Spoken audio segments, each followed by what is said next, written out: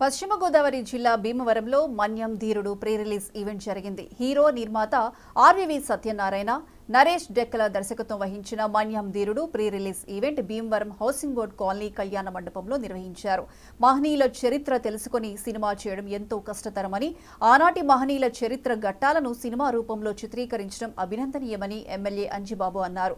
Super star Krishna నటించిన అల్లూరి సీతారామరాజు విజయం సాధించినట్లే ఈ మన్యం ధీరుడు కూడా విజయం సాధిస్తుందని ఎమ్మెల్యే అంజిబాబు ఆశాభావం వ్యక్తం చేశారు.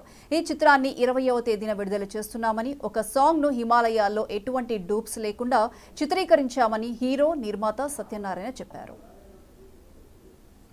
చిన్న వయసులోనే దేశం కోసం ఆలోచన చేసిన అతి తక్కువ మంది వ్యక్తుల్లో అల్లూరి సీతారామరాజు గారు ఒకరు. వారు బ్రిటిష్ వారిని గడగడలాడించారు.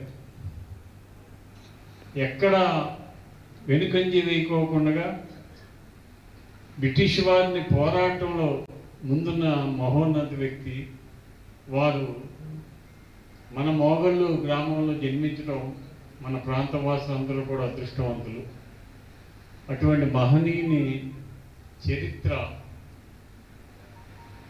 గతంలో సూపర్ స్టార్ కృష్ణ గారు అల్లూరి సీతారామరాజు అనే సినిమా తీసి ప్రపంచ ప్రఖ్యాతి గాంచింది. రిలీజ్ అయిన అన్ని చోట్ల కూడా సంవత్సరం ఆడింది. అదే ఆ రోజు పరిస్థితి. ఈరోజు ఇప్పుడున్న కాలానికి అనుగుణంగా ఆర్వీవి సత్యనారాయణ గారి నిర్మాతగా ఈ అల్లూరి సీతారామరాజు మన్యం ధీరుడు అనే పేరుతోటి